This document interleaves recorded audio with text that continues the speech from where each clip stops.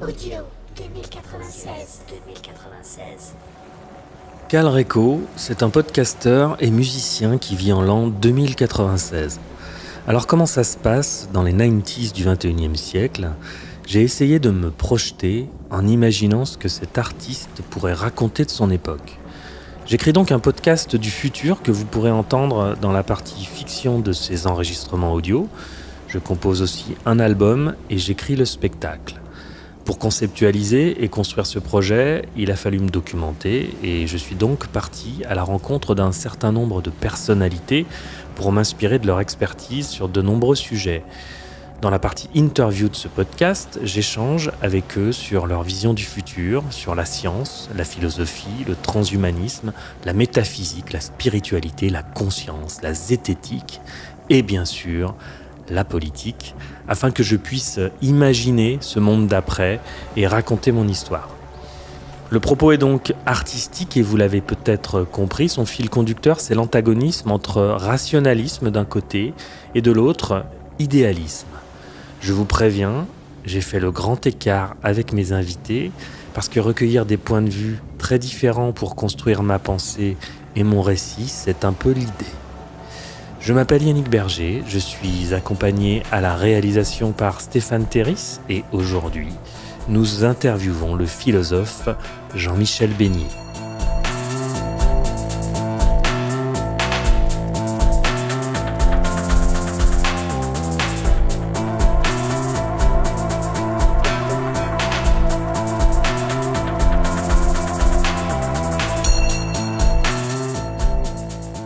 Jean-Michel Beignet est agrégé de philosophie et docteur en sciences politiques, professeur émérite de philosophie à l'université Paris-Sorbonne.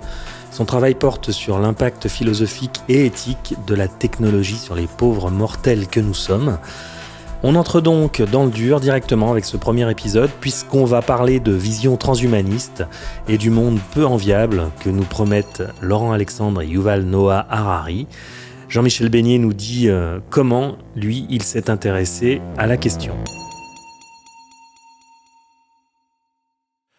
Écoutez, la question du transhumanisme, je l'ai découverte dans les années 2005, à peu près. J'ai écrit mon premier livre sur la question en 2009. Ça s'intitulait « Demain les post-humains ». Pourquoi j'ai découvert ces questions-là ? Essentiellement parce que, à l'époque, j'enseignais à l'université de technologie de Compiègne. Dans cette université, on m'avait confié le développement d'enseignement, de recherche sur les sciences cognitives et l'intelligence artificielle. Et ça, dès la fin des années 80, en 88-89. Donc, je m'étais un petit peu converti, alors que j'étais plutôt historien de la philosophie, plutôt spécialiste de philosophie politique et d'éthique. Tout à coup, j'étais dans une université qui formait des ingénieurs, notamment des ingénieurs en génie informatique, et j'avais pour mission de développer des enseignements sur des questions que j'ignorais pratiquement, que tout le monde ignorait pratiquement. Les sciences cognitives, on les a découvertes tardivement en France. Et donc, il m'a fallu prospecter, essayer de comprendre comment des ingénieurs pensaient l'intelligence, comment ils se proposaient d'expliquer les mécanismes cognitifs, etc. Donc, je baignais là-dedans. Et c'est au cours de ces travaux, notamment relatifs à la cybernétique, que j'ai découvert des gens autour des grandes technopoles, surtout américaines, qui proclamaient que les technosciences allaient sauver l'humanité, que l'intelligence artificielle allait s'étendre et prendre le pouvoir, etc. Donc, disons que la fantasmagorie du transhumanisme m'est apparue dans le droit fil de recherche qui était sérieuse, qui se situait au premier degré et qui concernait, encore une fois, la cognition, les neurosciences, l'intelligence artificielle. Pour ceux qui ne seraient pas trop au fait de ces questions, qui vont très vite devenir essentielles, si ce n'est déjà le cas au sein de nos sociétés, de quoi parle-t-on quand on évoque le transhumanisme, ou plutôt les transhumanismes? Il y a tout un spectre de transhumanisme, hein, tout un échantillon de mouvements qui se mettent sous l'égide du transhumanisme. Alors si je voulais les résumer très très rapidement, je dirais qu'on va du plus soft au plus hard. Hein. Le plus soft, c'est peut-être les transhumanistes français qui considèrent qu'il faut tout mettre en œuvre pour développer les technosciences, notamment pour obtenir des résultats sur le terrain de la longévité. C'est une de leurs marottes premières, hein, faire en sorte que nous obtenions de vivre bientôt 150 ans et voire plus. Et les transhumanistes français sont soft à mes yeux parce qu'ils ont des idéaux presque utopique, au sens où ils considèrent que ces technologies que nous développons vont se démocratiser et vont être accessibles aux tout venants. Donc c'est une cause universaliste qu'ils défendent. Et moi, souvent, je leur objecte qu'ils ne sont pas transhumanistes, qu'ils sont hyperhumanistes, s'ils le veulent, mais pas transhumanistes. Ça, c'est le plus soft. Et puis, autrement, quand vous allez vers le plus hard, vous avez les transhumanistes américains, ceux de la Silicon Valley, dont le pape a longtemps été considéré comme...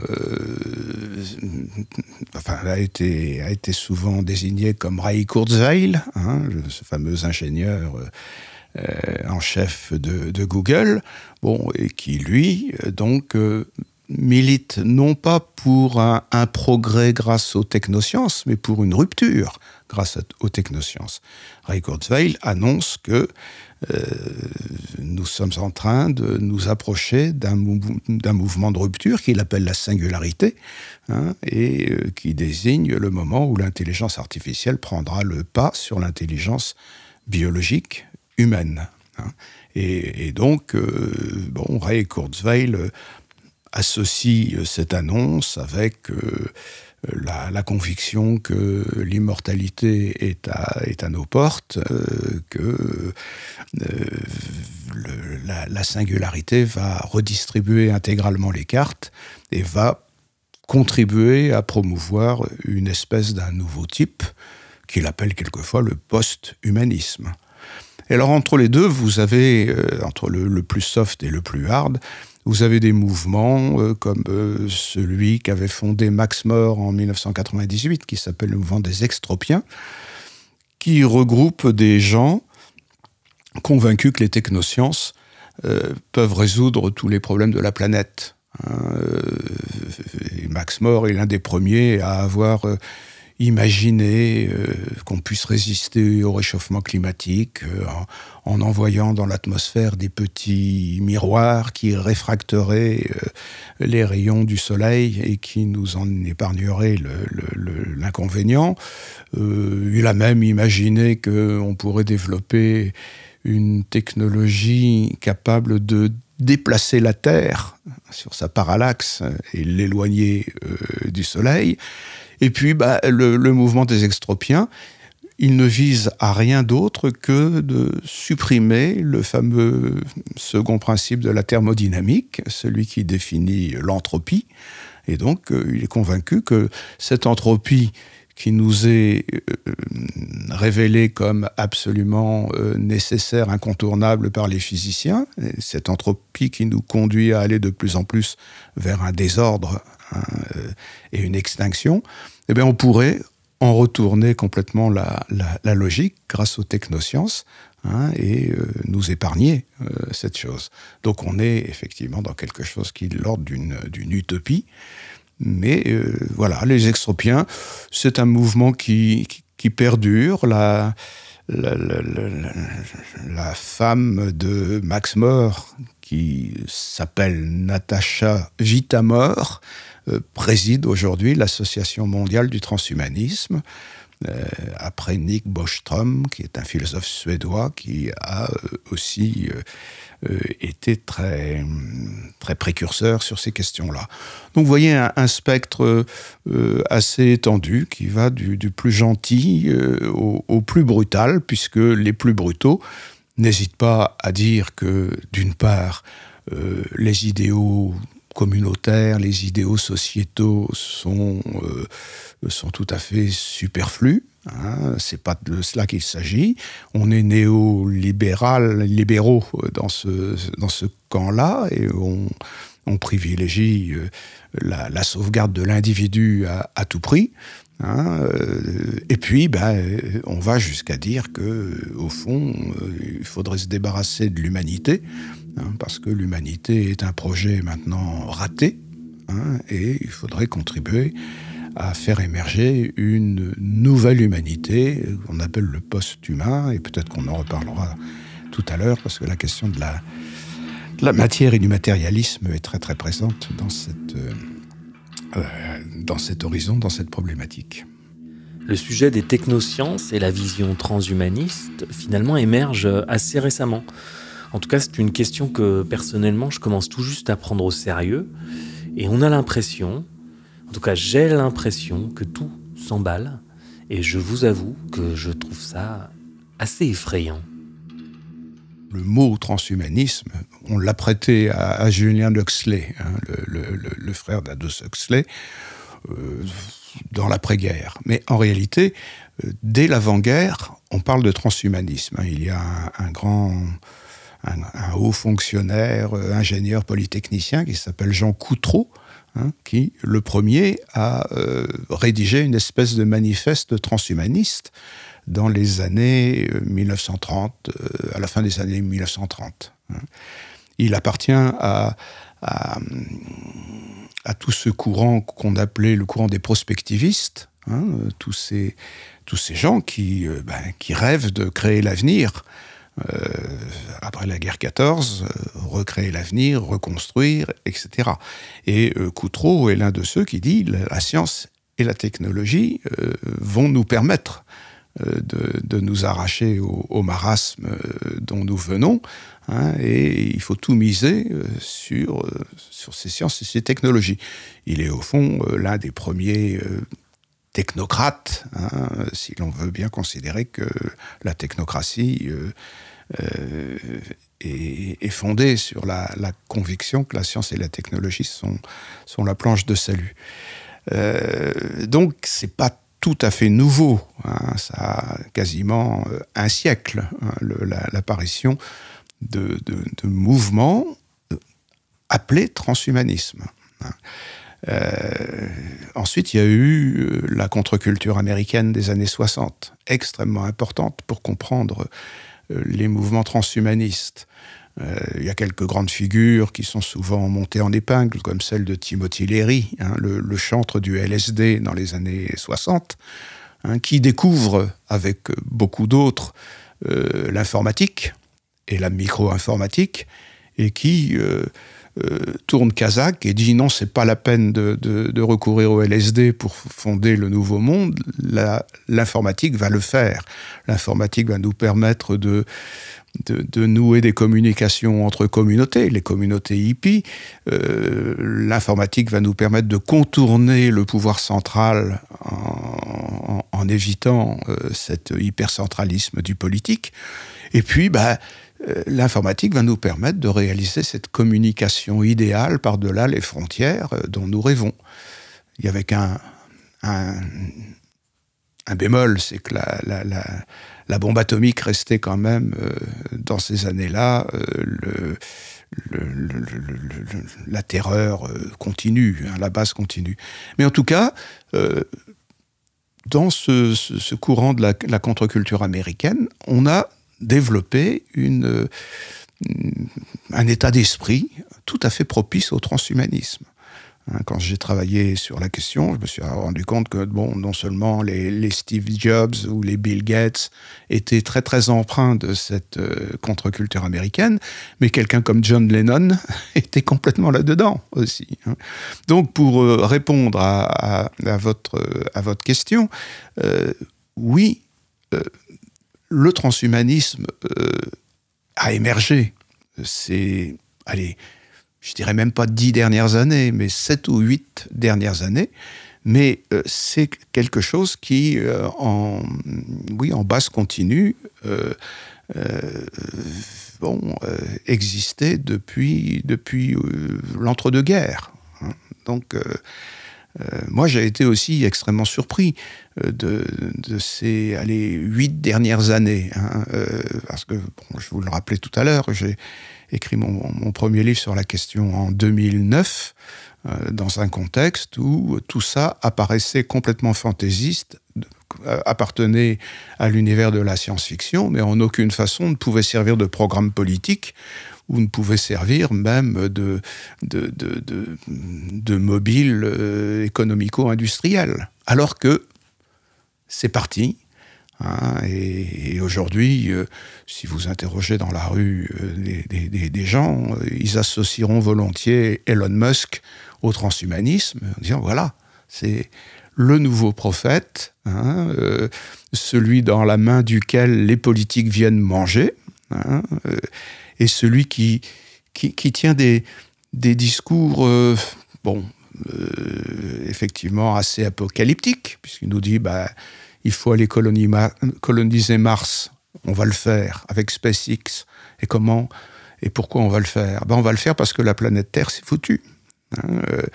Et puis le même Elon Musk, il crée Neuralink, cette start-up qui travaille sur les interfaces cerveau-machine,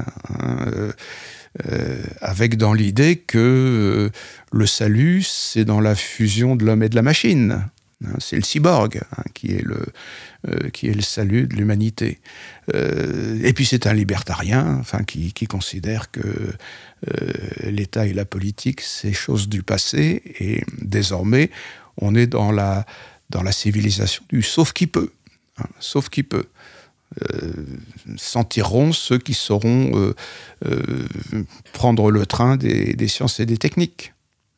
Et Laurent Alexandre en France, il est sur cette base-là, de manière un peu moins flamboyante, mais c'est à peu près ce qu'il dit. Il dit, soit vous montez dans le train de l'intelligence artificielle aujourd'hui, soit vous ne le faites pas. Si vous ne le faites pas, dans quelques années, vous ne serez plus qu'un chimpanzé du futur, comme il le dit, avec beaucoup d'élégance. Donc je suis d'accord avec vous, il y a quelque chose qui s'est décanté il y a assez peu de temps, et la pénétration des thèmes transhumanistes dans l'esprit de nos contemporains est quelque chose de spectaculaire. Et il faudrait réfléchir là-dessus, savoir où se situe la vulnérabilité des gens qui tout à coup ne cherchent plus dans la politique ou dans la religion le salut, mais dans des technologies brutales, inintelligentes, et qui visent à nier dans l'humain ce qu'il y a de plus précieux. Ça, on y reviendra peut-être. Elon Musk, libertarien, Laurent Alexandre, néolibéral. Ils ont en commun d'être des purs matérialistes, c'est-à-dire que pour eux, l'être humain est une machine biologique et la conscience est produite par le cerveau. Mais en est-on sûr ?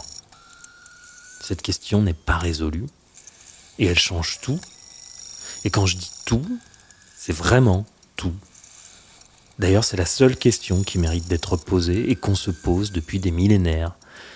Et si on découvre finalement un jour que la matière émerge de la conscience, eh bien on change de paradigme, on change de monde, on change d'humanité. Mais les matérialistes, eux, semblent avoir tranché. Alors là vous ouvrez une vanne qui est énorme, parce qu'effectivement, la question vous soulevez, c'est une question que, pour ma part, j'ai rencontrée très tôt lorsque je travaillais sur les sciences cognitives,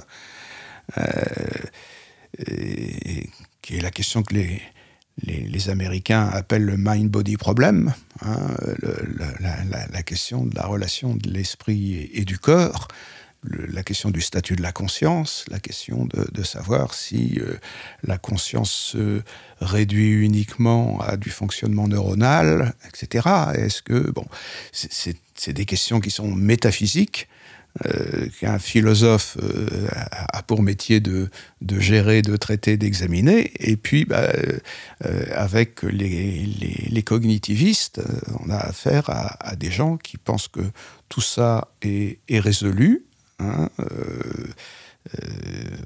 On accède à la conscience par le cerveau, parce qu'il n'y a que cela. Les transcendances, les spiritualités sont complètement obsolescentes et encombrantes. Alors, le corps est une machine biologique. Bon, ça, c'est une vieille lune. Dès l'époque de Descartes, on en est convaincu que le corps est une machine. Mais Descartes maintenait quand même la présence de l'âme dans le corps, et le dualisme était la pensée maîtresse. Bon, et c'est avec ça qu'on en a fini qu'on a cherché à en finir dans les années 1980. Vous vous souvenez peut-être que L'homme neuronal de Jean-Pierre Changeux avait été consacré le livre de l'année en 1986. Et L'homme neuronal de Changeux, c'était un livre pour décréter que désormais les sciences nous débarrassaient de l'esprit. Les premières pages du livre L'homme neuronal sont consacrées à évoquer un débat que le neurobiologiste Jean-Pierre Changeux avait avec le gendre de Jacques Lacan, dont tout à coup j'oublie le nom, mais peu importe, qui occupait la position de la psychanalyse face à la neurobiologie. Mais Jean-Pierre Changeux, donc, affirmait « On peut maintenant se passer complètement de l'hypothèse de l'esprit. L'homme est intégralement neuronal. » Bon, là, ça avait fait je me souviens que je crois que Bernard Pivot avait dû inviter Jean-Pierre Changeux, ça avait créé tout un débat. Mais ce débat, il remontait à beaucoup plus loin, en réalité. En 1970, François Jacob, prix Nobel de médecine, publiait La logique du vivant. Dans le même temps, Jacques Monod publiait Le hasard et la nécessité, la même année. Et quand on lit ou qu'on relit François Jacob, on est quand même sidéré, parce que dans ce livre qui concerne le vivant, François Jacob écrit explicitement « Dans les laboratoires aujourd'hui, le vivant n'est plus que de l'algorithme ». Dans ces termes-là, il parle d'algorithme. Le vivant n'est plus que de l'algorithme. Et toute la biologie que défendent et Monod et Jacob, c'est une biologie qui trouve ses clés d'explication dans la théorie de l'information et de la communication, issue de la cybernétique. Donc, ce mouvement de SAP qui conduit de plus en plus à scientificiser le vivant au point de ne plus le faire paraître que comme des bits d'information ou des gènes finalement algorithmisables, ce mouvement de SAP, il vient déjà de loin. Donc ce qui s'est passé ces dernières années, c'est que tout ça a fait constellation, et dans un climat où on parlait beaucoup, où on parle encore beaucoup d'apocalypse, de fin du monde, fin de l'histoire, fin du monde, etc., tout ça a créé, je pense, un terreau de vulnérabilité qui rendent tous ces thèmes parlants pour, peut-être pas pour Madame Michu, mais en tout cas pour le monde, l'esprit public instruit. Alors pour poursuivre avec cette idée qu'il existe ou qu'il existerait plutôt une conscience supérieure, que certains appellent Dieu, d'autres le cosmos, on peut se tourner du côté de la mécanique quantique qui étudie les particules et l'infiniment petit. On y reviendra d'ailleurs tout au long de cette série de podcasts avec d'autres invités. La quantique donc pose beaucoup de questions et les scientifiques ont abandonné l'idée de nommer le réel dans l'étude des particules. On peut y voir, certainement, en tout cas beaucoup y voient, de nombreuses similitudes avec un certain nombre de traditions spirituelles et on évoque cela avec Jean-Michel Benoît. Bien sûr, non mais ça... Là, c'est une toile de fond qu'il faut déployer jusque au début du XXe siècle. La relativité d'Einstein, 1905. Et puis ensuite, effectivement, la mécanique quantique, 20 ans après, avec Dirac, avec Schrödinger, avec Heisenberg, enfin, tous ces grands noms de la physique. Qu'est-ce qui s'est passé et que n'ont pas vu les gens cultivés de l'époque? Ce qui s'est passé, c'est que les physiciens ont été conduits à remettre en question tout ce qu'on appelle l'ontologie newtonienne, c'est-à-dire la théorie de la réalité newtonienne. Bon, avec Newton, on avait un monde qu'on pouvait définir en termes d'espace, de temps, de position, etc. On avait rêvé avec Laplace d'atteindre un déterminisme absolu. On pensait que si la science, la physique était capable d'identifier la vitesse et la position des particules, eh bien on pourrait intégralement comprendre et le passé et anticiper l'avenir. On avait un univers de certitude fondé sur l'identification des objets dans un espace-temps à peu près stable. Bon, tout ça a volé en éclats au XXe siècle.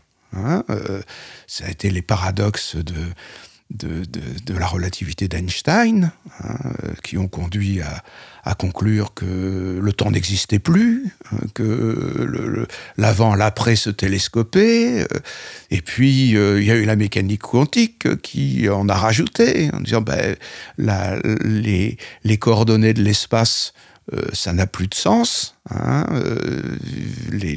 L'espace est susceptible de se contracter, dilater. Une particule peut avoir son complémentaire à grande distance. C'est le prix Nobel d'Alain Aspect porte sur la non-séparabilité des particules, etc.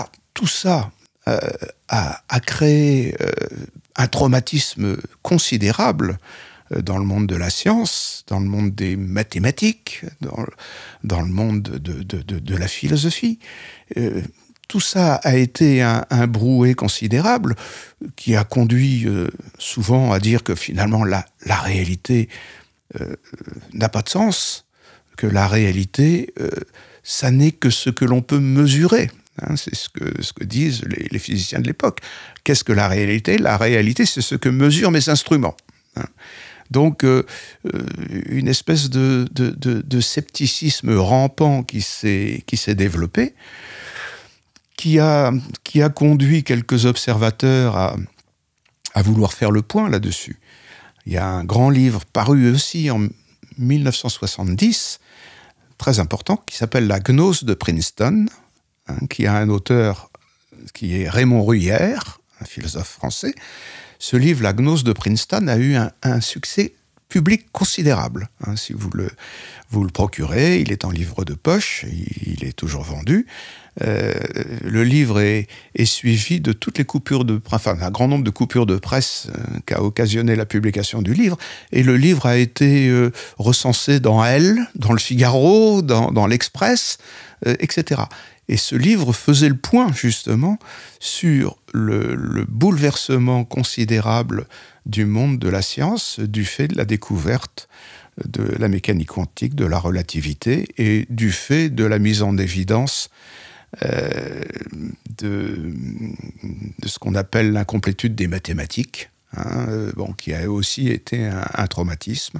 Et dans ce livre, Raymond Ruyère en appelle à la complémentarité des sciences et des spiritualités, notamment des spiritualités orientales, en disant qu'au fond, ce qu'on a découvert dans le monde de la science, c'est ce que les bouddhistes revendiquent depuis longtemps, à savoir l'idée que le monde est dans une impermanence continue, que le monde est défini par des interconnexions et que l'individu est vide, n'existe pas.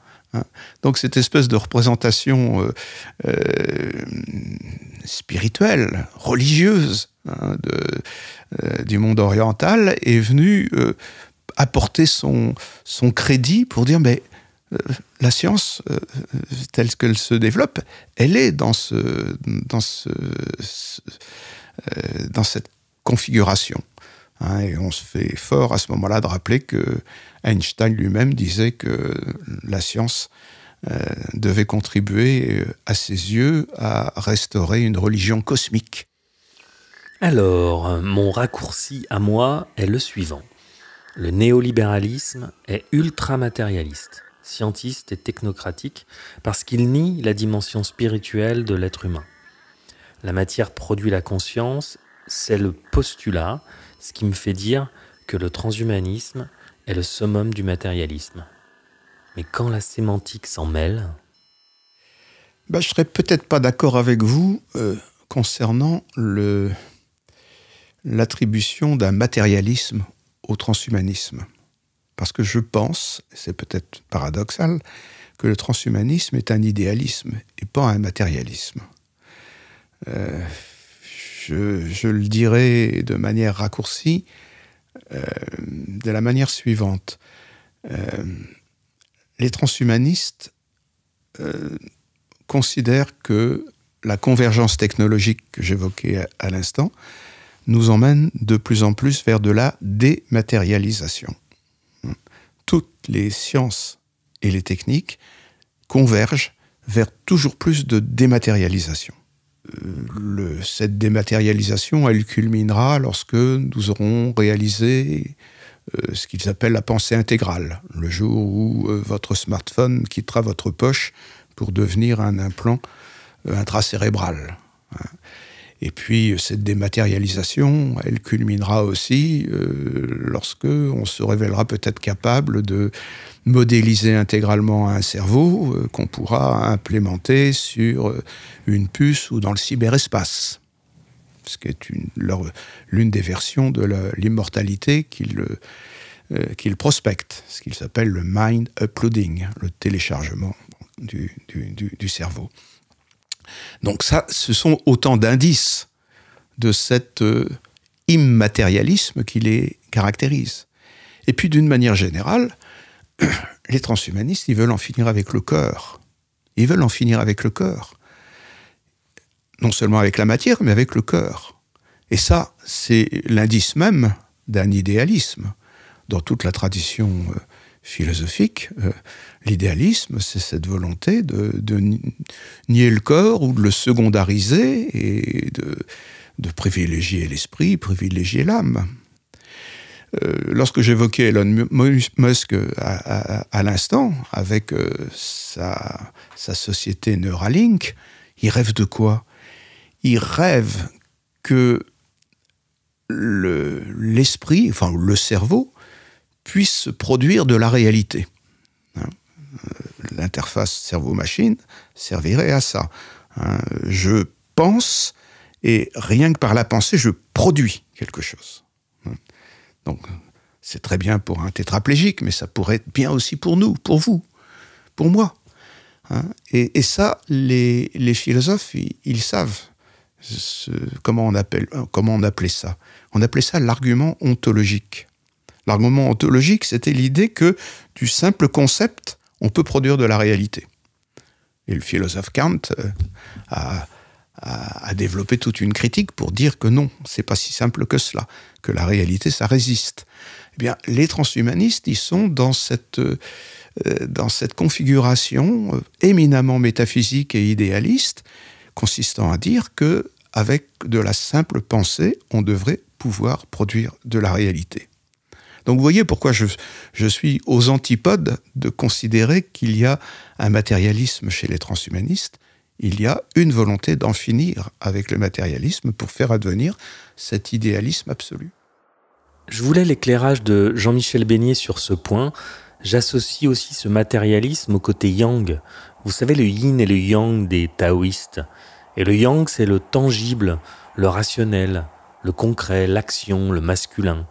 Le yin, c'est le féminin, l'intuitif, le passif, l'impalpable. Et du coup, pour moi, dans cette perspective transhumaniste, le féminin est nié. Et j'ai bien l'impression que capitalisme, patriarcat et transhumanisme sont intimement liés. Je pense par exemple au futurisme italien, Marinetti. Dans les années 1920, Marinetti rédige un manifeste futuriste qui a eu sans doute une influence sur les transhumanistes instruits. Quand ils sont instruits, ils connaissent le futurisme italien.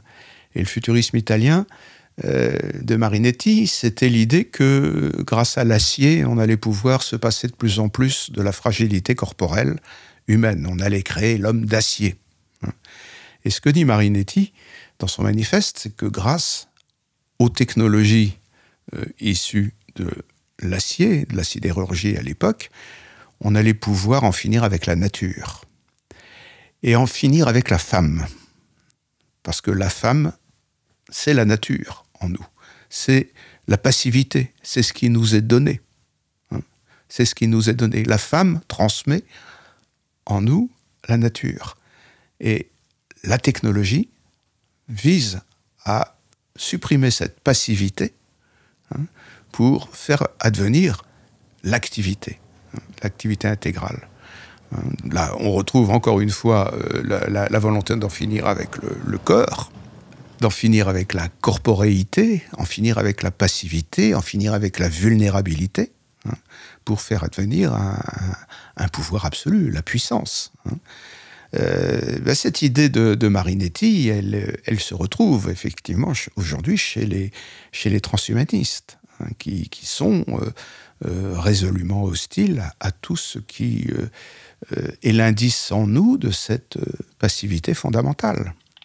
Oui, alors libéralisme, individualisme, virilisme, économicisme, transhumanisme sont les ismes qui relient nos démocraties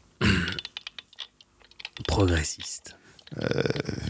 Philosophe Derrida parlerait de phallocentrisme pour dire que nous sommes une société qui reste phallocentrique, en adulant la technologie.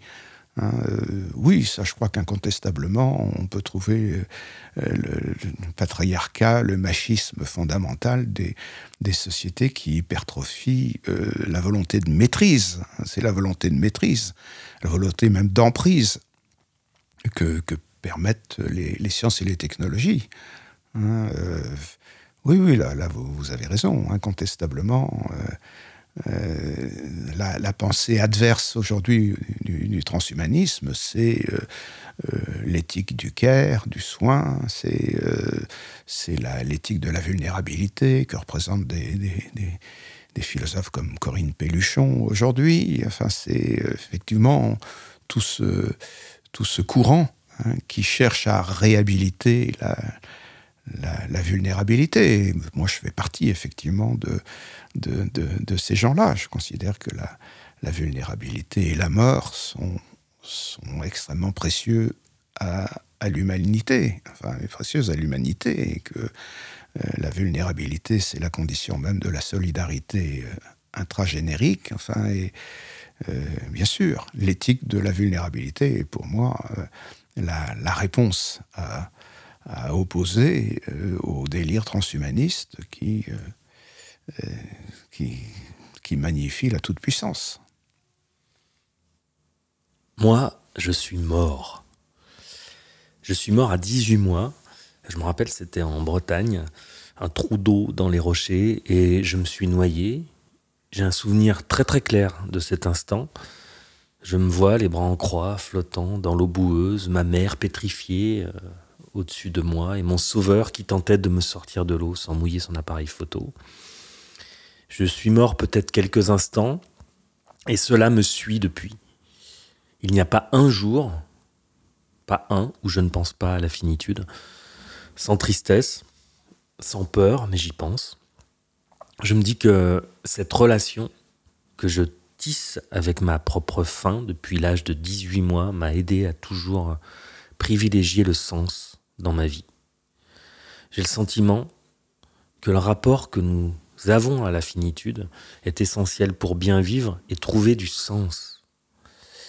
Évidemment, les transhumanistes, eux, sont tétanisés à l'idée de leur propre mort. Ils veulent réparer ce qu'ils imaginent être une injustice, tant de génies qui partiraient en poussière, c'est insupportable. Mais la toute-puissance n'est pas atteignable. Cette hubris, cette vision sont dangereuses et confèrent un délire malsain produit par des esprits pas très clairs. N'oublie jamais que tu vas mourir. Là, vous touchez au problème de l'immortalité tel que les transhumanistes l'ont actualisé récemment. Moi, je vous avoue que j'ai été extrêmement surpris lorsque, il y a 4 ou 5 ans, j'ai vu l'immortalité devenir un sujet de magazine, de journal quotidien, etc. Quand j'ai vu une double page sur l'immortalité dans Le Monde, le journal Le Monde, je me suis dit, il y a quelque chose. À peu près à la même époque, j'avais été interviewé par le journal Les Échos qui me demandait les recettes de l'immortalité et ils avaient fait une pleine page en décrivant les différentes recettes envisagées par les transhumanistes pour permettre l'immortalité. Tout à coup, et ça fait partie effectivement de cet élément de surprise qu'on a rencontré il y a une petite dizaine d'années, tout à coup, on prenait au sérieux des propos militants pour la mort de la mort. On découvrait que Google avait créé sa start-up qui s'appelle Calico et qui s'est donné comme objectif de tuer la mort. Le magazine Times avait titré là-dessus, etc. Donc, très vite, pour ce qui me concerne, j'ai été sollicité d'intervenir sur cette question en philosophe, un petit peu à la manière dont vous évoquez la chose. Mais qu'est-ce que c'est que ça? Qu'est-ce que c'est que cette ambition de réaliser une immortalité qui ressemble quand même pas beaucoup à l'immortalité du judéo-christianisme, par exemple. Alors, où en est-on exactement? Et bon, le sens de ma réponse a été finalement assez clair. J'ai dit, mais au fond, l'immortalité que veulent les transhumanistes, c'est la pérennisation des métabolismes biologiques qui sont les nôtres. Pérenniser nos métabolismes, permettre la création d'organes artificiels qui permettraient de changer les pièces usagées de nos anatomies à la demande, c'est une immortalité purement animale, purement biologique. Alors que l'immortalité de nos traditions spiritualistes est d'un tout autre ordre. Et puis, bon, comme ça ne suffisait pas, et qu'on réclamait de ma part d'éléments culturels pour situer tout cela, j'en suis revenu simplement à ce que j'avais pu lire chez Gunther Anders ou chez Hannah Arendt, la mise en évidence d'une différence fondamentale entre l'immortalité et l'éternité. Et c'était très important de le faire. Et j'ai rappelé fréquemment, au cours des questions qui m'étaient posées sur ce thème, que chez les Grecs, l'immortalité était réservée aux dieux et était le fait aussi des animaux. Des animaux dont on considère qu'ils n'ont pas conscience de mourir. Alors bon, il faudrait sans doute nuancer beaucoup, mais globalement, on disait un animal n'a pas conscience de mourir, et donc sa mort constitue toujours le moment de passage vers un autre individu appartenant au même genre, et donc il y a une cyclicité qui fait que l'animal ne meurt pas, il est immortel. Bon, les dieux sont immortels, les animaux sont immortels. Le privilège des humains, c'est d'être mortel. C'est d'être mortel et d'être capable d'engager une histoire. Parce que la finitude nous permet, parce que nous sommes inachevés, nous permet de construire une histoire. Et cette mortalité est une force, d'une certaine manière. Et du coup, cette mortalité nous permet de viser l'éternité. Qu'est-ce que c'est l'éternité pour un grec ? C'est la possibilité qu'un humain a de dépasser sa vie biologique en entrant dans la conscience universelle. Les grands gestes, les grandes actions, les grandes paroles, les œuvres nous permettent l'éternité. L'éternité, elle est de cet ordre-là. Elle n'est pas du tout de l'ordre du biologique ou du divin, de l'immortalité telle que l'envisageaient les Grecs. Donc, voilà, donc c'était une manière de répondre et une manière en même temps d'objecter aux transhumanistes que leur représentation de l'humain était décidément extrêmement animale, extrêmement biologique, et nous faisait perdre complètement la dimension symbolique qui caractérise l'humanité, qui caractérise la vocation à la culture, qui est la nôtre. Et du coup, on peut très bien défendre la mort, souligner que la mort est sans doute ce qu'il y a de plus précieux dans l'humain. On n'aurait pas de Mozart, on n'aurait pas de Beethoven, on n'aurait pas d'Ulysse, on n'aurait pas de... tout ce dont nous sommes légitimement fiers en tant qu'humains est permis par la mort. Et les transhumanistes écrasent volontiers tout cela. Lorsque j'en ai parlé à Laurent Alexandre, dans ces termes-là, il m'a dit en gros, mais qu'est-ce que tu nous embêtes avec Proust, etc. Grâce à l'intelligence artificielle, on va pouvoir produire des Proust en pagaille, on va pouvoir produire de la musique de Bach en pagaille. Donc, qu'est-ce que tu nous embêtes ? Ça donne toute la mesure de cette espèce d'indifférence à la dimension symbolique à laquelle moi je suis tellement attaché. Donc voilà. Mais voilà, je crois que la question de la mort elle doit recevoir, un peu comme vous le dites, depuis le stoïcisme, depuis Montaigne, depuis toutes ces grandes pensées qui nous invitent non pas à être obsédés par la mort, mais à être en paix avec la mort, en l'apprivoisant, en y pensant éventuellement tous les jours, mais pas de telle sorte que ça nous abatte et que ça diminue notre pouvoir de vie. Mais parce que, précisément, la mort fait partie de la vie et la vie n'aurait pas de sens si elle était illimitée. Dans cet horizon transhumaniste, si tant est qu'on puisse l'imaginer enviable, qui aurait droit à une existence plus longue ou à des organes de rechange ? Le plan ne serait-il pas plutôt une minorité augmentée, une majorité diminuée, la minorité qui met le monde au service de sa jouissance ?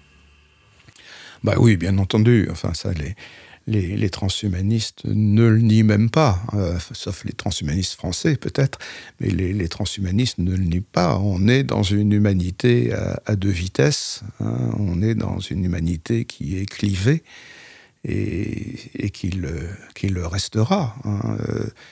Il est évident que les bénéfices des technologies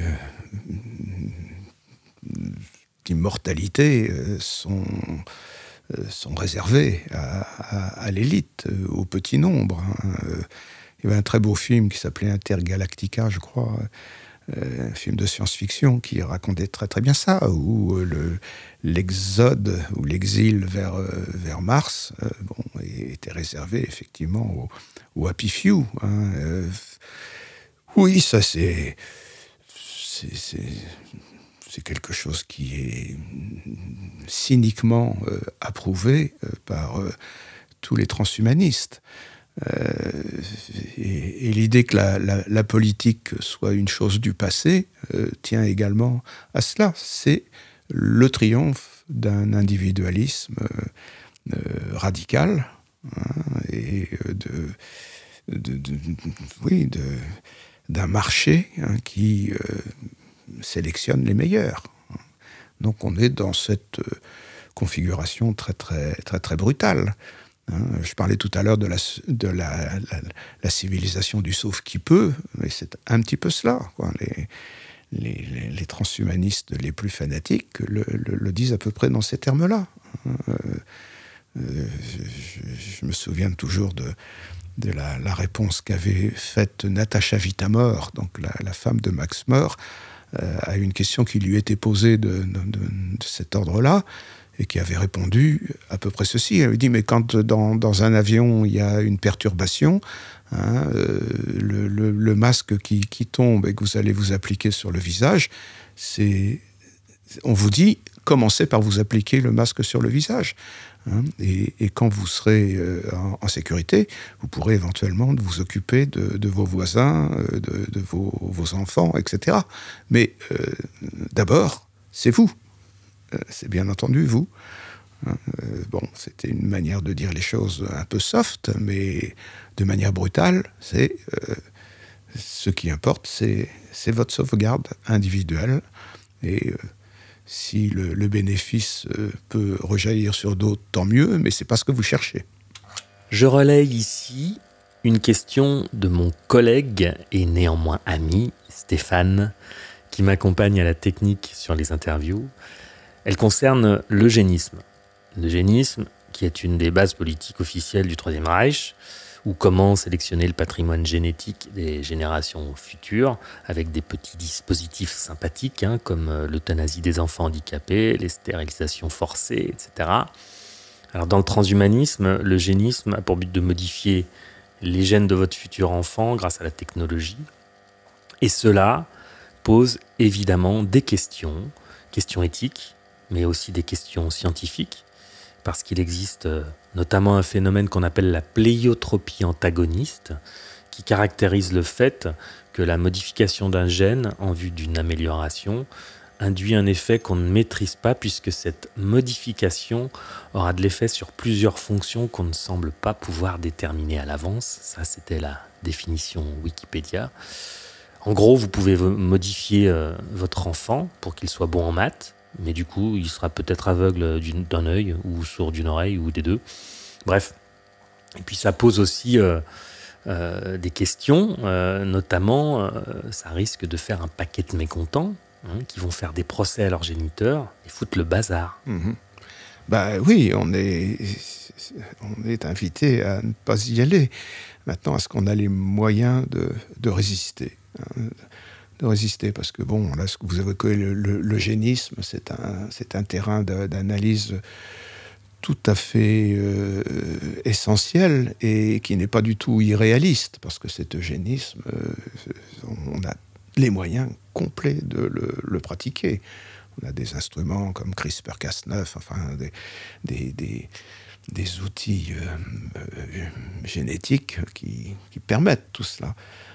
Et la question que vous soulevez de l'enfant qui pourrait incriminer ses parents, de l'avoir fait de telle ou telle manière, etc., de l'avoir fabriqué et de l'avoir instrumentalisé, c'est des questions qui se sont déjà posées. Vous vous souvenez peut-être de l'arrêt Perruche, où un garçon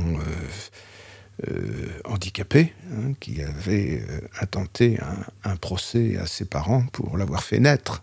Et ça avait défrayé vraiment la chronique et ébranlé les gens. Et l'arrêt Perruche est resté dans les annales juridiques comme une vraie question emblématique. Toute intervention sur le génome que l'on produit est une intervention qui est irréversible pour la lignée génétique. Donc, de quel droit des parents, des adultes, quel droit s'arroge-t-il pour vouloir changer la lignée génétique? Donc, c'est vraiment de vraies questions. Donc, on a tous les moyens de se poser les problèmes. On a beaucoup moins de moyens pour les résoudre. Il y a des problèmes qu'on pense avoir résolus. Je prends un exemple. On a inventé le crime suprême, c'est le crime contre l'espèce humaine. C'est pas crime contre l'humanité, le crime contre l'espèce humaine qui punirait qui ferait un clonage humain. Donc le clonage humain est incriminé de 30 ans de prison incompressible, de plusieurs millions d'euros, enfin, etc.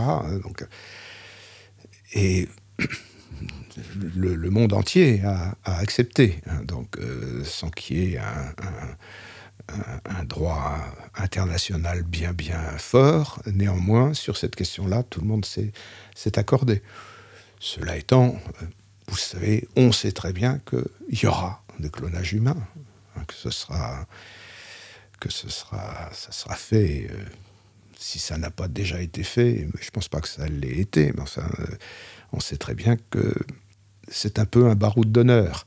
C'est ça le problème de l'humanité aujourd'hui, c'est qu'elle vit beaucoup sur le mode du baroud d'honneur. Mais au fond, c'est le propre du vivant de vivre sur le mode du baroud d'honneur.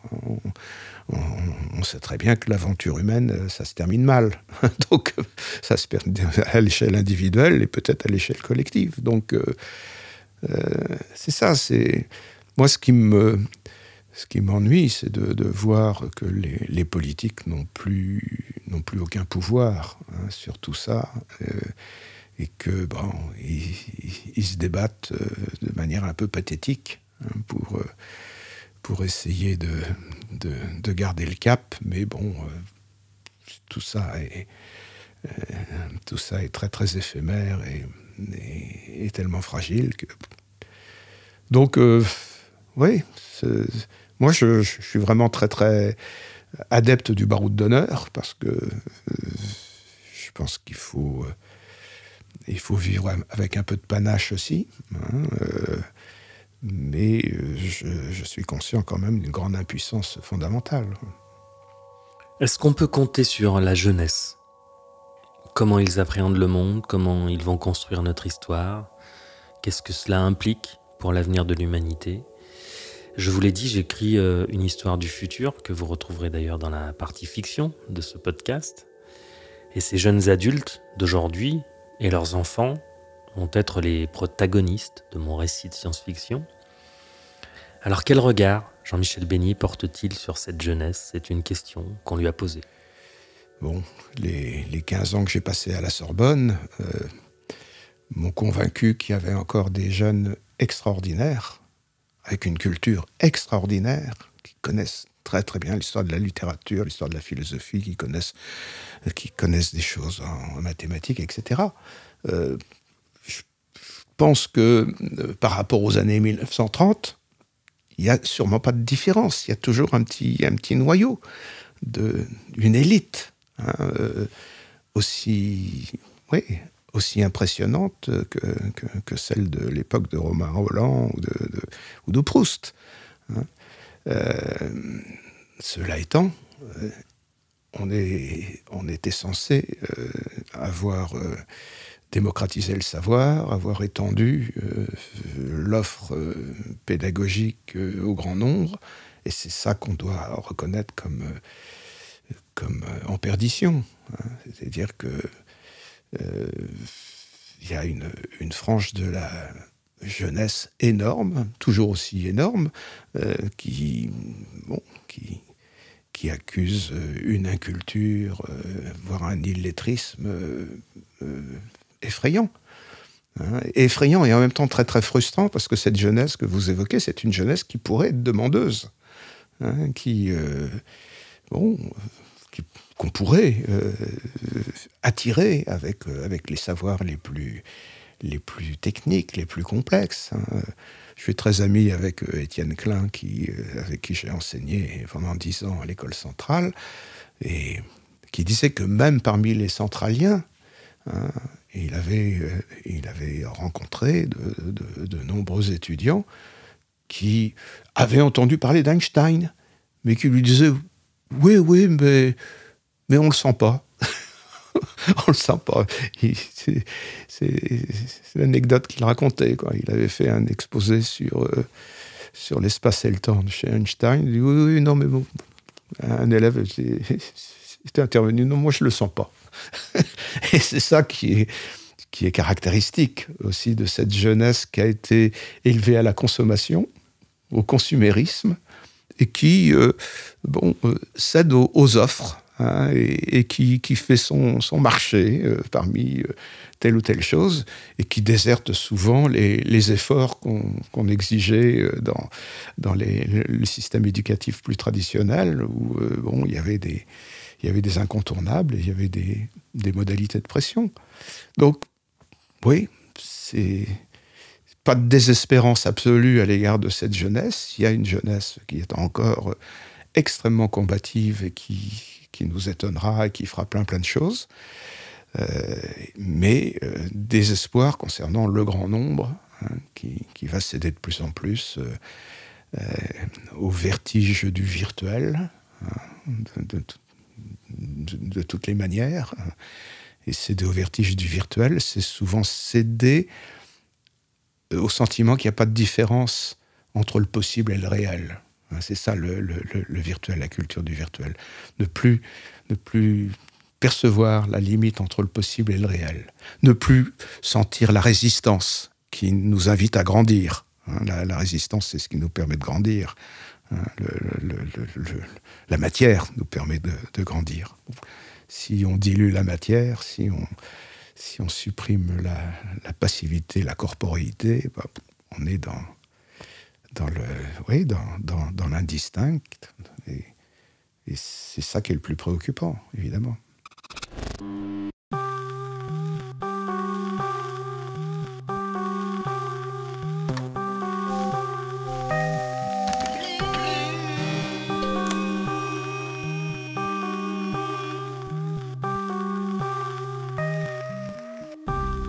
On arrive au bout de ce premier épisode, et à la question que je pose à chacun de mes invités, que je vais poser parce qu'on n'a pas encore interviewé tout le monde.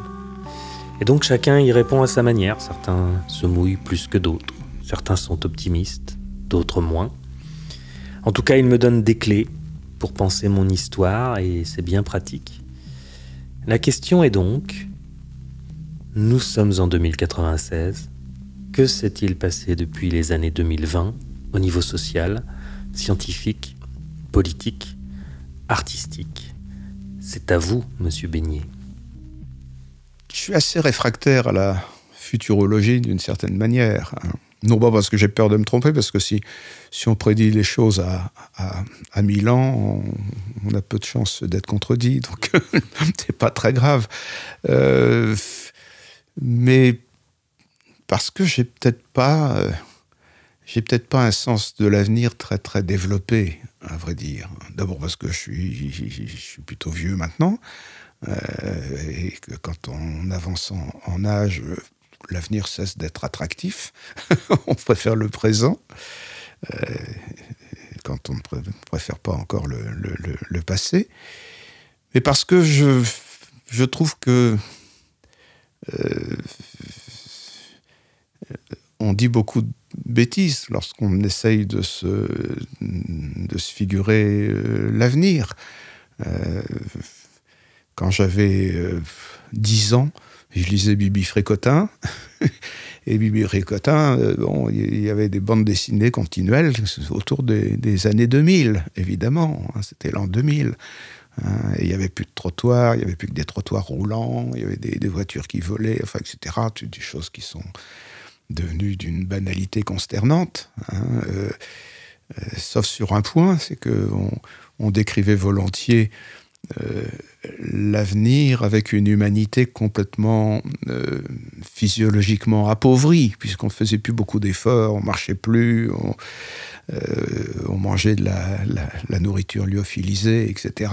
Donc on était tous devenus très très rachauds, hein, rachitiques et peu enviables. Ça, c'était bon, ça c'était dans début des années 60. Hein. Bon, quand j'ai revu les films de science-fiction d'aujourd'hui, le petit robot qui nettoie la planète, déserté par les terriens, bon, et ces terriens, on les représente dans des fauteuils mangeant avec des pailles et ne se servant plus que de leurs pouces. Bon, je me dis c'est la même chose que Bibi Fricotin des années 60. Et puis quand je lis des paléo-anthropologues qui se posent la question que vous me posez, à savoir comment l'humanité va-t-elle bien pouvoir évoluer aujourd'hui, et qui disent que bon, la station debout est incontournable. On n'ira plus loin, pas plus loin, parce qu'on a une morphologie qui ne le permet pas. Donc la seule possibilité, c'est effectivement de vivre allongé. Hein. Donc l'avenir de l'humanité est à la station horizontale. Hein, et puis, effectivement, il n'y aura plus que les pouces pour actionner des machines. Bon, là aussi, c'est la même vision. Donc, à chaque fois, la vision qu'on est conduit à donner de notre futur sur la base de ce que nous faisons aujourd'hui et que nous développons, hein, c'est une humanité qui sera amoindrie, qui aura nié en elle l'élan vital, hein, l'imprévisibilité et même dans le sport. Le dernier livre que j'ai publié, c'est un livre sur le sport, hein, dans lequel je pointe l'avenir de l'e-sport. L'e-sport va sans doute prendre de plus en plus de place. D'ailleurs, il est question que l'e-sport fasse partie des compétitions admises aux Jeux Olympiques, ce qui est quand même un comble. Hein. Et l'e-sport, c'est tout simplement engager un match de foot avec des avatars. Hein. Et aux États-Unis, il y a déjà des champions reconnus en e-sport, où là aussi, on aura nié le cœur. Hein. On aura contribué à la dématérialisation. Donc, je n'ai pas une figuration suffisamment engageante de l'avenir pour dire, voilà, je pense que... Bon, et quand je fréquente des gens comme Alain Damasio, que vous connaissez sans doute, bon, je suis un peu sur... ou Enki Bilal, hein, qui sont des gens avec qui j'ai eu l'occasion de débattre quelques fois. Je dis qu'on est sur la même longueur d'onde. Soit on est agnostique et on dit non, on ne sait pas... soit on s'aventure à dire des choses et on dit à peu près toujours les mêmes choses. L'humanité ne s'aime plus suffisamment pour engager vraiment une histoire. Et l'humanité, elle est plutôt encline à se supprimer. Peut-être que c'est un des privilèges aussi de l'humanité de pouvoir se suicider. Et il peut y avoir quelque chose de cela. Alors cela étant, bon...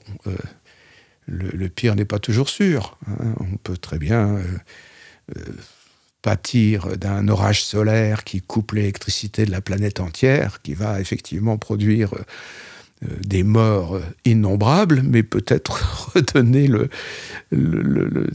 être la condition d'un regain qui sera tout autre. C'est possible.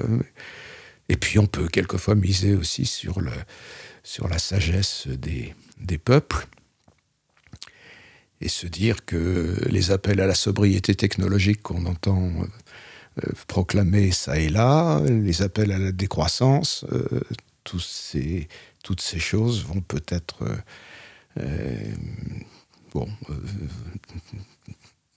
courber le bâton dans l'autre sens. J'y crois pas vraiment, mais après tout, je suis très très optimiste quand je vois des jeunes créer des paillasses, des tiers-lieux, des cantines, des Fab Labs, où ils font des choses qui empruntent aussi au savoir scientifique et technologique, mais qui le font dans un esprit d'émancipation et pas dans un esprit de profit, et avec une aversion pour le capitalisme qui me réjouit, puisque c'est la réplique de ma jeunesse 68arde, et donc tant mieux.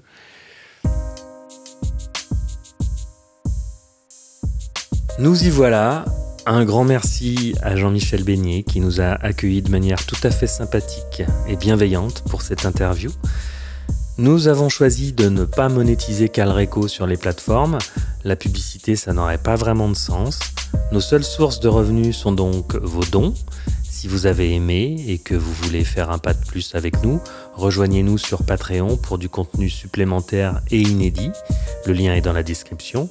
Vous pouvez nous soutenir aussi via PayPal. Et bien sûr, ce qui nous aide aussi, ce sont vos partages, vos commentaires et vos likes sur YouTube, TikTok et Insta, où vous pouvez nous rejoindre. Merci à nos partenaires, le Conseil du Léman, la Maison d'Ailleurs, la ville d'Yverdon-les-Bains et la société Audiovisite, sans qui nous n'aurions pu démarrer ce projet. On se retrouve donc bientôt dans l'épisode 2. D'ici là, porte-toi bien, prends le temps et surtout, n'oublie jamais que tu vas mourir.